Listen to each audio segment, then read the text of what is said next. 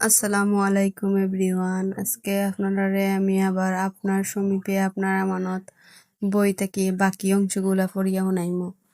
তো আমি আগে 2টা পর্ব দিছিলাম, এখন আরেকটা পর্ব দিলাম। সত্যের ধর্ম। সত্য ধর্ম। পৃথিবীর শুরু থেকে সত্য ধর্ম একটি, যার শিক্ষা হলো সেই এক মালিকের উপর বিশ্বাস রাখতে হবে, তার আদেশ নির্দেশ মানতে হবে। আল্লাহ তাআলা পবিত্র কুরআনে বলেছেন, নিশ্চয়ই আল্লাহর নিকট দিন একমাত্র ইসলাম। সূরা আল ইমরান আয়াত 19। যে কেউ ইসলাম ছাড়া অন্য ধর্ম অবলম্বন করবে, আল্লাহ তা কখনোই গ্রহণ করবেন না। পরকালে সে ক্ষতিগ্রস্তদের অন্তর্ভুক্ত হবে। সূরা আল ইমরান আয়াত নাম্বার 85। মানুষের দৃষ্টিশক্তি একটি নির্দিষ্ট সীমা পর্যন্ত দেখতে পায়, কান একটি নির্দিষ্ট সীমা পর্যন্ত শুনতে পায়, আর শুকা, চাখা ও ছোঁয়ার শক্তিও সীমাবদ্ধ। এই 5টি অনুভূতি শক্তির মাধ্যমেও তার বিবেক জ্ঞান অর্জন করে, এমনিভাবে বিবেক বুদ্ধি ক্ষমতাও সীমাবদ্ধ। এটা মানুষের দুর্বলতা। ফলে মহান মালিক আমাদের কেমন জীবন দেখতে চান, কিভাবে তার উপাসনা করা হবে, মৃত্যুর পর কি হবে, জান্নাত কারা পাবে, সে কোন কাজ যার ফলে মানুষ জাহান্নামে যাবে, এসব কিছু মানুষের জ্ঞান ও বুদ্ধি দ্বারা জানা সম্ভব নয়। মালিকের দূত। মানুষের এই দুর্বলতায় দয়া পরমপোষ হয়ে প্রভু আপন বান্দা বা দাসদের মধ্যে যাদেরকে দায়িত্ব পালনের উপযুক্ত মনে করেছেন, সেসব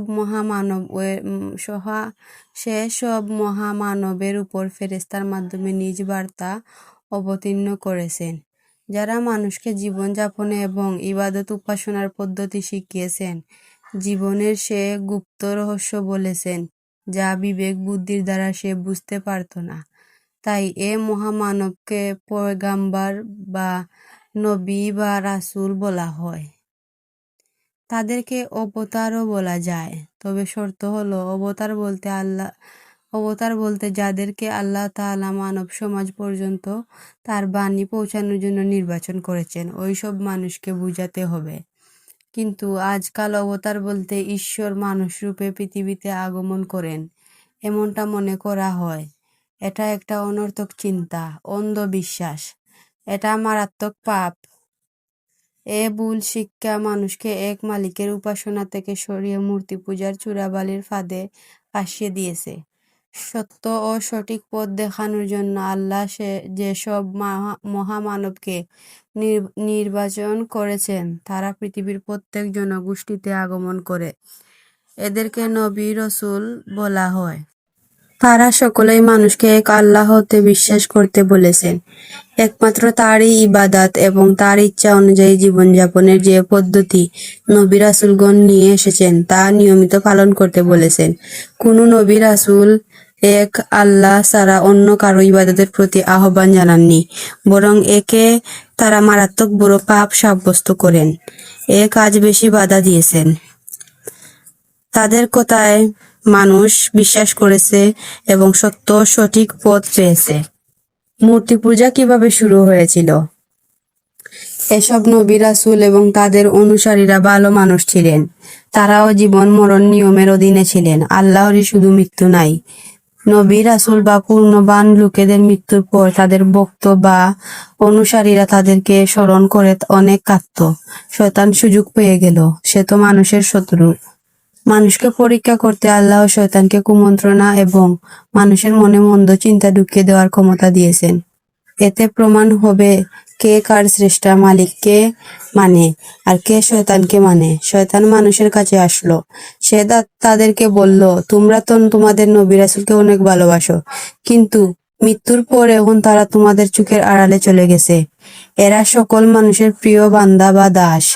এদের কথা আল্লাহ ফেলে দেন না, তাই তোমাদেরকে তাদের মূর্তি তৈরি করে দিচ্ছি। নবীর মূর্তি দেখে তোমরা মনে শান্তি পেতে পারো। শয়তান মূর্তি তৈরি করলো। যখন তাদের মন চাইতো তখন তারা মূর্তি দেখতো। আস্তে আস্তে যখন তাদের অন্তরে মূর্তির প্রতি ভক্তি জমে গেল, তখন শয়তান তাদেরকে ধোঁকা দিল। বলল, এই সকল নবী রাসূল আল্লাহর অনেক নৈকট্য প্রাপ্ত। তোমরা যদি মূর্তিকে সম্মান জানিয়ে তার সামনে মাথা নত করো, তবে আল্লাহকে কাছে পাবে। তিনি তোমাদের কথা শুনবেন, অথবা তোমরা আল্লাহর নৈকট্য প্রাপ্ত হবে। মূর্তির ভক্তি মানুষের অন্তরে আগেই জায়গা করে নিয়েছিল। তাই তারা মূর্তির সামনে মাথা ঝুঁকানো এবং তার পূজা শুরু করে দিল। যে মানুষের একমাত্র উপাস্য ছিল আল্লাহ, সেই মানুষ মূর্তির পূজায় লেগে গেল এবং শিরক তথা অংশীবাদে ফেঁসে গেল। মানুষকে আল্লাহ তাআলা পৃথিবীতে তার প্রতিনিধি বানিয়েছেন। সে যখন আল্লাহ ছাড়া অন্যের সামনে মাথা ঝুঁকাতে লাগলো, তখন সে নিজের কাছে এবং অন্যের দৃষ্টিতে হেয় তুচ্ছ সাব্যস্ত হলো। মালিকের ভালোবাসা হারিয়ে চিরস্থায়ী নরকে সে তার ঠিকানা করে নিল। এরপর আল্লাহ তাআলা পুনরায় রাসূল পাঠিয়েছেন। তারা মানুষদেরকে শুধু মূর্তি পূজাই না, বরং সর্বপ্রকার শিরক, অন্যায়, অত্যাচার, মন্দ কাজ থেকে বাধা দিয়েছেন। কিছু মানুষ তাদের কথা মেনে নিয়েছে, আর কিছু মানুষ তাদের অবাধ্য হয়েছে। যারা তাদের কথা মেনে নিয়েছে, আল্লাহ তাদের প্রতি সন্তুষ্ট হয়েছেন। যারা তাদের দিক নির্দেশনা ও উপদেশ অমান্য করেছে, আল্লাহ তাআলার পক্ষ থেকে পৃথিবীতে তাদেরকে ধ্বংস ও নিশ্চিত করার সিদ্ধান্ত নেওয়া হয়েছে। নবীদের শিক্ষা। একের পর এক নবী রাসূল এসেছেন। তাদের সকলের দিন বা ধর্ম এক। তারা প্রত্যেকেই এক ধর্মের প্রতি আহ্বান করেছেন। তারা বলেছেন, এক আল্লাহকে বিশ্বাস করো। তার সত্তা, গুণাবলী ও ক্ষমতা কাউকে অংশীদার বানিও না। তার ইবাদত, উপাসনা ও আনুগত্যে কাউকে ভাগীদার বানিও না। সব নবী রাসূলকে সত্য বলে বিশ্বাস করো। তারা তার বান্দা ও দাস, ফেরেশতাগণ পবিত্র সৃষ্টি, যারা পাহানাহার করে না, ঘুমায় না, সকল কাজে মালিকের আনুগত্য করে, তার অবাধ্য হতে পারে না। আল্লাহ শ্রেষ্ঠ ও উপাস্য হওয়ার ক্ষেত্রে অথবা তার কোনো কাজে সামান্য পরিমাণও তারা হস্তক্ষেপ করতে পারে না। তাদের সম্পর্কে বিশ্বাস রাখো। ফেরেশতাদের মাধ্যমে তিনি আপন নবী রাসূলদের উপর যে ওহী বা ঐশী বাণী পাঠিয়েছেন, অথবা যে গ্রন্থ অবতীর্ণ করেছেন, তা সব বিশ্বাস করো। মৃত্যুর পর দ্বিতীয়বার জীবন লাভ করে নিজের ভালো মন্দ কর্মের ফল ভোগ করতে হবে। দৃঢ় বিশ্বাসের সাথে একে সত্য মনে করো। তাকদীর, ভালো মন্দ যা কিছু আছে তা মালিকের পক্ষ থেকে মনে করো। ওই সময় নবী ও রাসূল আল্লাহর পক্ষ থেকে যে শরীয়ত এবং জীবনযাপন পদ্ধতি নিয়ে এসেছেন, সে অনুযায়ী কাজ করো। যে মন্দ ও হারাম কাজ করতেন এবং হারাম বস্তু ভোগ করতে নিষেধ করেছেন তা করো না। আল্লাহ তাআলা যত নবী রাসূল এসেছেন, সকলই সত্য। তাদের উপর যে পবিত্র বাণী অবতীর্ণ হয়েছে তা সব সত্য। তাদের সবার উপর আমাদের ঈমান আছে। আমরা তাদের মাঝে কোনো পার্থক্য করি না।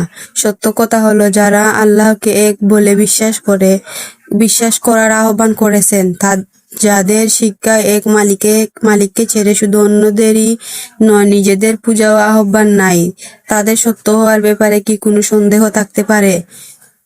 সেসব মহাপুরুষ নিকট মূর্তি পূজা বা বহু উপাসনার শিক্ষা পাওয়া যায়।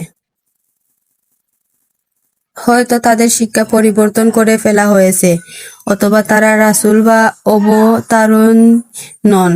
মুহাম্মদ সাল্লাল্লাহু আলাইহি ওয়াসাল্লামের পূর্বের সকল রাসূল জীবনীতে অনেক রদবদল করা হয়েছে। তাদের শিক্ষার বড় অংশ পরিবর্তন করে ফেলা হয়েছে। শেষ নবী হযরত মুহাম্মদ সাল্লাল্লাহু আলাইহি ওয়াসাল্লাম। মহামূল্যবান এক সত্য হলো, সব নবীর জবানিতে এবং তাদের কাছে আসা আল্লাহর বাণীতে একজন শেষ নবীর দানি করা হয়েছে। তাতে বলা হয়েছে তার আগমনের পর এবং তার পরিচয় পাওয়ার পর পরবর্তী সব শরীয়ত ও ধর্মীয় বিধিবিধান ছেড়ে তার কথা মানতে হবে। তার মাধ্যমে আসা সব শেষ ঐশ্বর গ্রন্থ এবং পূর্ণাঙ্গ ধর্ম অনুযায়ী চলতে হবে। ইসলামের সত্যতার এটাও একটি প্রমাণ যে পরবর্তী গ্রন্থসমূহে যার হাজার বিকৃতি সত্ত্বেও আল্লাহ মালিক শেষ রাসূল মুহাম্মদ সাল্লাল্লাহু আলাইহি ওয়াসাল্লাম এর আগমনের সংবাদ বিকৃত হতে দেননি, যেন কেউ বলতে না পারে আমার তো জানা ছিল না। তার নাম নরাংশ, পুরাতে কল্কি অবতার, বাইবেলে পেরিস্কিটস আর বৌদ্ধ ধর্মে শেষ বুদ্ধ লেখা আছে। এসব ধর্মগ্রন্থে মুহাম্মদ সাল্লাল্লাহু আলাইহি ওয়াসাল্লামের জন্মস্থান, জন্মকাল এবং তার গুণাগুণ ইত্যাদি বিশেষ সুস্পষ্ট ইঙ্গিত দেওয়া হয়েছে। মুহাম্মদ সাল্লাল্লাহু আলাইহি ওয়াসাল্লামের জীবন ও পরিচয়। আজ থেকে 14.5 বছর আগে আরবের প্রসিদ্ধ শহর মক্কায় শেষ নবী হযরত মুহাম্মদ সাল্লাল্লাহু আলাইহি ওয়াসাল্লাম জন্মগ্রহণ করেন। তার জন্মের কিছুকাল আগে বাবা আব্দুল্লাহ মৃত্যুবরণ করেন। মাও বেশি দিন জীবিত থাকেননি। এরপর তাকে লালন পালন করেন দাদা আবু মুত্তালিব এবং তার মৃত্যুর পর চাচা আবু তালেব। তিনি তার চরিত্র মাধুর্যের কারণে অতি তাড়াতাড়ি গোটা মক্কা শহরের মধ্যমণি পরিণত হন। তিনি যত বড় হতে লাগলেন তার প্রতি মানুষের ভালোবাসা ততই বাড়তে লাগলো। তাকে সত্যবাদী, ইমানদার, আল আমিন বলে ডাকা হতো। মানুষ তাদের মূল্যবান আমানত তার কাছে গচ্ছিত রাখত। নিজেদের ঝগড়া বিবাদ মীমাংসা করত। তারা সকল ভালো কাজে হযরত মুহাম্মদ সাল্লাল্লাহু আলাইহি ওয়াসাল্লামকে আগে পেত। নিজ এলাকা বা দূর দেশে সব মানুষই তার সুচরিত্রের প্রশংসা করত। সে সময় সেখানে আল্লাহর ঘর কাবায় 360টি দেবদেবী মূর্তি রাখা ছিল। সারা আরবে কুফরি শিরক ছাড়াও হত্যা, লুটতরাজ, দাস-দাসী ও নারীদের অধিকার খর্ব করা হতো। উঁচু নিচুর ভেদাভেদ, ধোঁকাবাজি, মদপান, সুদ, জুয়া, ব্যভিচারী এবং অহেতুক যুদ্ধের মতো হরেক রকমের অন্যায় ছেয়ে গিয়েছিল। মুহাম্মদ সাল্লাল্লাহু আলাইহি ওয়াসাল্লাম 40 বছর বয়সে উপনীত হলেন। তখন আল্লাহ তাআলা তার ফেরেশতা জিবরাইল আলাইহিস সালামের মাধ্যমে তার উপর কুরআন অবতীর্ণ করা শুরু করলেন। তাকে রাসূল হওয়ার সুসংবাদ দিলেন। মানুষকে এক আল্লাহর ইবাদত ও আনুগত্যের প্রতি আহ্বান জানানোর দায়িত্ব দিলেন। সত্যের আহ্বান। আল্লাহর রাসূল মুহাম্মদ সাল্লাল্লাহু আলাইহি ওয়াসাল্লাম একদিন পাহাড়ের চূড়ায় উঠলেন। মহাবিপদ সম্পর্কে সতর্ক করার জন্য সেখান থেকে তিনি মক্কাবাসীকে ডাক দিলেন। সে ডাকে লোকেরা দ্রুত সমবেত হলো, কেননা এই ডাক ছিল একজন সত্যবাদী ঈমানদার মানুষের ডাক।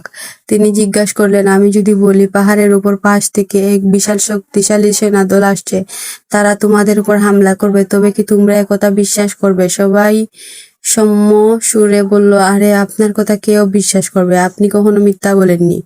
আর আমাদের পরবর্তী পাহাড়ে ওই পাশে কি হচ্ছে তা আপনি দেখতে পাচ্ছেন। এরপরে তিনি জাহান্নামের ভয়ানক আগুনের ভয় দেখিয়ে তাদেরকে শিরক ও মূর্তি পূজা থেকে বিরত থাকতেন বললেন। এক আল্লাহ ইবাদত ও আনুগত্য তথা ইসলামের প্রতি আহ্বান জানালেন। আজকে আপনারা ও পর্যন্ত দিলাম বয়ে, যেখানে আমি একটু রাঁধছি ফুলকপি মাছ দিয়া বোনা করছিলাম আর আপনার রেসিপিটা শেয়ার করলাম। আর আমার ভিডিওটা কিলা লাগলো আর বয়ে যে দিছি একটা বই ইসলামিক অধ্যায় থাকিয়া আপনারা আমার জানাইবা কিলা হইছে, ভালো হইছে নি, সুন্দর হইছে নি। সব ভালো থাকবা। আসসালামু আলাইকুম এভরিওয়ান।